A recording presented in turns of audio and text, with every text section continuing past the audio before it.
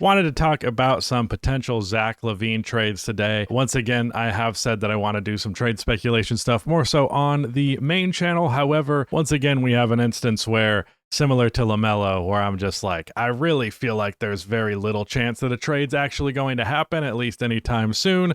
So I'm going to speculate on it loosely here and leave it at that. Zach Lavine this year is putting up his typical numbers. He's hitting his threes. He's scoring the ball pretty well. There was much fuss made of their last game against the Phoenix Suns about his defensive effort. I saw some clips contradicting that, but of course, Zach Lavine historically is a player who is not known for his defensive play, and the everything about the Sacramento Kings is a disaster. He should have never been there in the first place. When the Bulls were trying to trade him initially, they really just could not get it done because there was just no market for him. And that's not because Zach Lavine's a bad player, rather he is a severely overpaid one.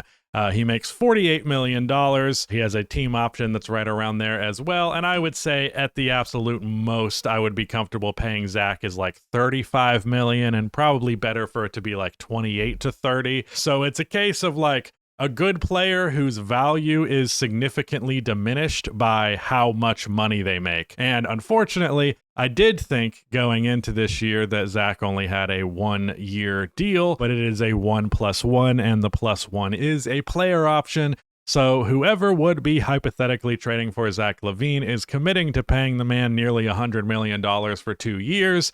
And not only is that a lot of money to pay for him, so a lot of teams would be uninterested just from the onset because of that, but it's also difficult to facilitate a trade for him because you need some contracts that you're okay throwing away, some players that you're okay trading for him. But most of the players who make enough money to be in a trade with Zach Lavine are so good that you wouldn't want to include them in a trade for Zach Lavine. So it's very complicated trading for him. It's actually interesting because for the most part this year, of all the guys who are rumored to be traded, it's extremely limited what teams actually will be in the market for them, whether it is Ja Morant, DeMar DeRozan, who we might do a video on as well because he's also in rumors, Domantas Sabonis, LaMelo Ball. There's just so many complications, Anthony Davis, so many complications in trading for them, both money-wise, fit-wise, health-wise, how good you actually think they are. So the trade market's really weird right now, to put it simply. But we're going to run through every team in the NBA, just go through and see if there's any teams that it makes sense to trade for Zach Lavine. First, the Detroit Pistons. I actually did ponder this possibility. However, they would have to give up too many players to actually do it. Tobias Harris has to be in the deal to get that money to work. Either you're doing Jaden Ivey, who makes $10 million, or you're doing Isaiah Stewart, who makes 15. And rather simply, Isaiah Stewart is a huge part of that team. I think that's a player that if you're outside of the Pistons fan base, you probably don't understand the extent to how important Beef Stew is to that team, both culturally, but also he's just such a good defensive player off of the bench.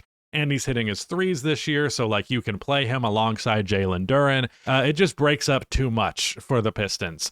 I would say for him, for Zach, we'll say this. I'll say this just to get it out of the way because this is the case for the rest of the video. If Zach was making $30 million, this video would be so much easier. It'd be so much easier to find destinations for him. But he's not. So that's going to ultimately be the deciding factor more often than not. The Toronto Raptors, RJ Barrett is kind of a weird player who a lot of people have mixed opinions on. So possible that it would be at least somewhat worthwhile to trade him for Zach. However, that does not get the money done. And I believe, yeah, so you have RJ Barrett making 27. You wouldn't even be able to make this work unless you're doing either your rookie or Grady Dick. That gets you to about 12 and a half plus almost 28. So that gets you to 40 if you include Ochai and their rookie. You're just going to end up having to trade too many players in order to get this to work. So I don't think so. I could see Zach Lavine being a little bit better of a fit than RJ Barrett, but also at the same time, like the reason the Raptors have been so good is this like playmaking by committee thing, and RJ's a better playmaker than him. So yeah, probably wouldn't touch that either. The Miami Heat, they already got enough guard play. They don't need to do anything besides Tyler Hero and Norman Powell's great. Knicks, no, No, your wings shoot threes well enough, your wings score the ball well enough, and then you already have a star scoring duo in Jalen Brunson and Cat. Plus, if you traded for Zach, if all three of those players are on the floor at the same time, offenses will be feasting against them, even if they have one of those wings left over. And the only way to trade for him is to include one of those wings. Cleveland already has Garland and Mitchell. Atlanta, I mean, maybe they would want to swap Trey for Lavine, but I don't think so. I don't think that makes a lot of sense, and otherwise that doesn't really work out. The Orlando Magic, I do like the idea of Orlando trading for another star caliber guy. However, I don't think Zach is the answer. It would ideally be a point guard, and Zach is not that, despite the fact that the Sacramento Kings traded their point guard for him. Like, that would just fix things and work the same as it did before. But that's Sacramento Kings logic, and that's the last type of logic you want to be using. For the Boston Celtics, no, it doesn't really make sense, I don't think. Chicago Bulls, wouldn't that be funny?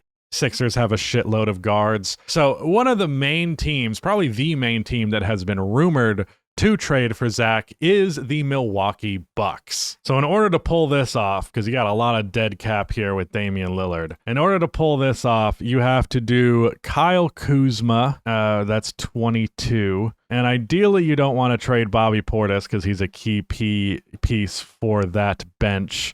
Although you could do it to simplify this. I believe this Micic contract is also, yeah, that was a buyout. So is he on the roster? Is he currently on the Bucks? I don't believe so. Let me just go look at the roster to be sure. Yeah, no, he is not there. If it was possible to trade dead cap, that would be great, but I don't believe it is. So yeah, $22 million for Kyle Kuzma, Gary Harris in there, Kevin Porter Jr. in there. That gets you to about 8, so that gets you to 30. Actually, I think you have to include Bobby Portis to make this deal work. And Bobby started the year poorly, got better as time went on.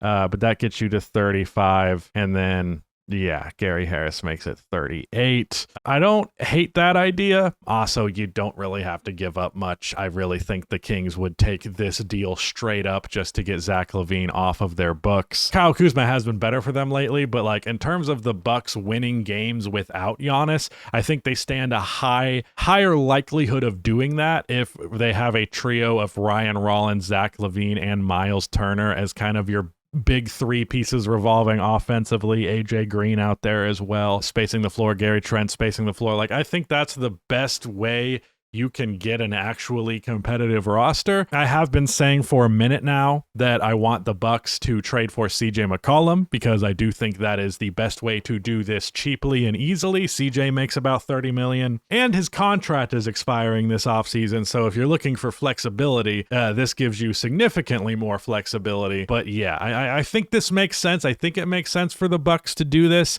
Me personally, though, actually, I'm doing math dumb right here. That's 35 plus 3, that's 38. You're still 10 million off. So yeah, you would have to do KPJ, Bobby Portis, Kyle Kuzma, Gary Harris. That's still a little short. I don't know how close to the chest the Bucks are in terms of their salary, if they have a little bit of room to take some shit on. Maybe they have a trade exception or something. I don't know. But you could end up just doing a damn 5-player for 2 players and the Kings give you a minimum guy. But yeah, I don't know. It's a little bit messy, as it's going to be with trading for Zach LaVine, period.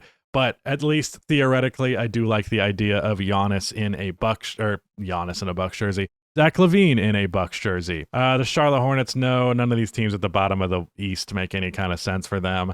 Lakers have enough guard play. Thunder, that would be funny.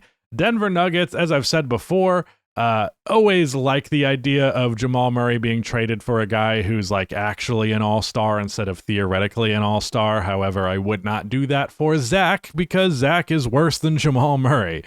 Houston, no, they've got enough offense going already. Spurs, no.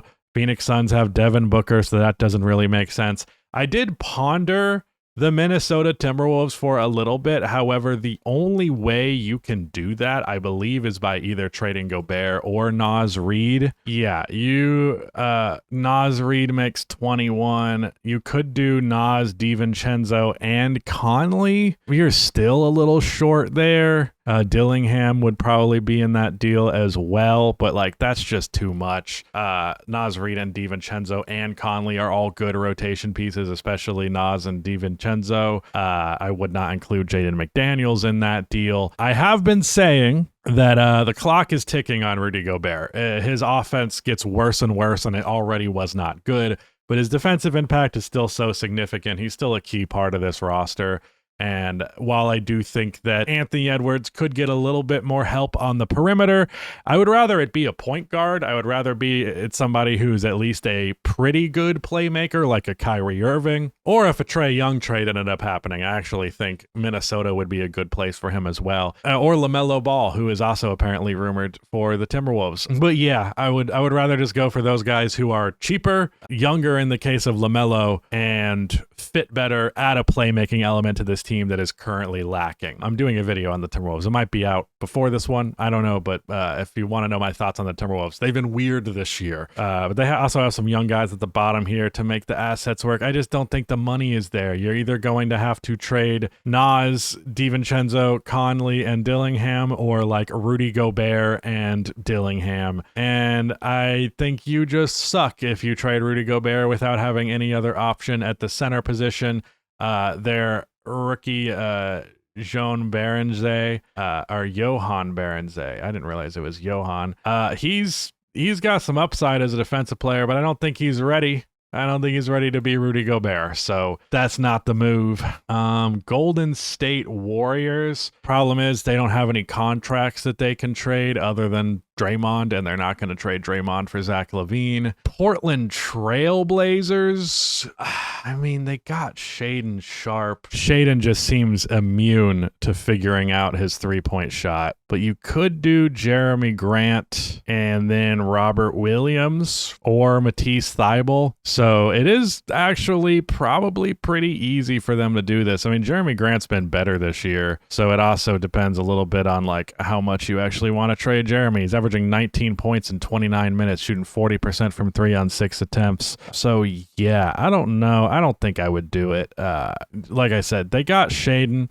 It's annoying that Shaedon has not figured out his three-point shot, but he is a good scorer outside of that. He's averaging 22 points this year. Does take 18 shots to do it, but yeah, I just wouldn't do it. I would rather have Shaedon Sharpe. The Memphis Grizzlies, wouldn't that be funny? I don't think they have the contracts, really. There are some guys that they can just throw into a trade, like Brandon Clark and such, but like, that's about it. Oh, they do. KCP's making 20 million still. Yeah, that's kind of wild. Actually, yeah, this is looking more plausible than I originally expected. That gets you to about 33. Yeah, Conchar gets you to 39. We're still 9 short, and I don't want to include Santi in this. Yeah, Rudy hates on Santi Aldama, so maybe we'll just do Santi here, and John Conchar. Yeah, I mean, that's not awful. If I were them, I would shoot for something bigger, though. Like, if I was going to, they got a bunch of draft capital out of the Desmond Bane trade. So, like, I would take advantage of the draft picks and the ability to give some matching salary for guys who I believe do not have too long on their contracts, at least in the case of KCP. So, yeah, also you could convince yourself Santi Aldama is a decent young-ish player. Isn't he like 25? Yeah, he's 25. Yeah, I mean, I guess this isn't the worst option. I guess Memphis is technically the second best option I found, which is really just a testament to how many bad contracts they have on this team. Jazz ain't trying to get in there, neither are the Clippers. Maybe the Clippers would. Maybe the Clippers would be like, oh, this is our Norman Powell replacement, which we didn't even have to replace him until we chose to get rid of him for John fucking Collins. To be fair, I did think that was going to work because I thought Bradley Beal wasn't complete shit, and at the very least, I didn't think he'd get injured for the entire season.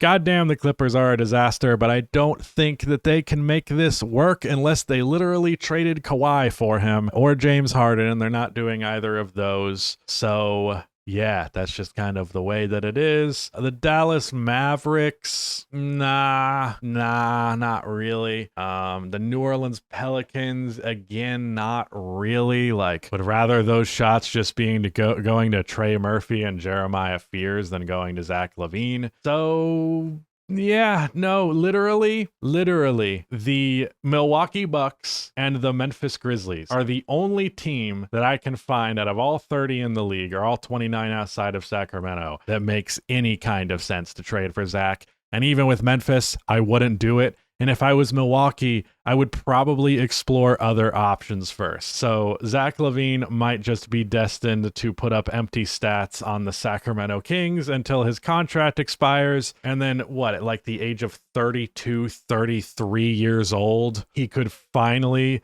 He's 30 this year, so yeah, he'll be 31, 32.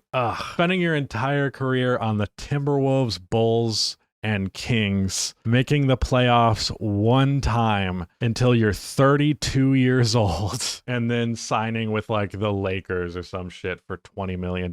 Just, he made his money. Like, you can only feel so bad for a guy who's making $50 million annually, but you know, I like to see good players in winning situations, and though I was a big proponent of Zach being overrated while he was on the Bulls, and I still think that was true, doesn't mean he sucks, doesn't mean he's terrible. The evidence will suggest as much based on all the bum-ass teams he was on in his career. Really blows, really hate to see it. I wish he could just shed $20 million of that salary, and then suddenly, like, if I was the Raptors or the Pistons, I'd be interested if he's at 30. If I was the Magic, I'd be interested if he was at 30. Hell, maybe even the Boston Celtics. The Bucks should be really interested. Think that the Phoenix Suns maybe, but probably not because of Jalen Green. Minnesota definitely would be. Golden State definitely would be. Like, there's a lot of teams that if Zach was just making $30 million, he would be a really well coveted player. But value in the NBA is not just about what you can do, it's the price that you can do it for. And Zach just simply makes too much goddamn money. So yeah, that's it. Thank you so much for watching, and goodbye.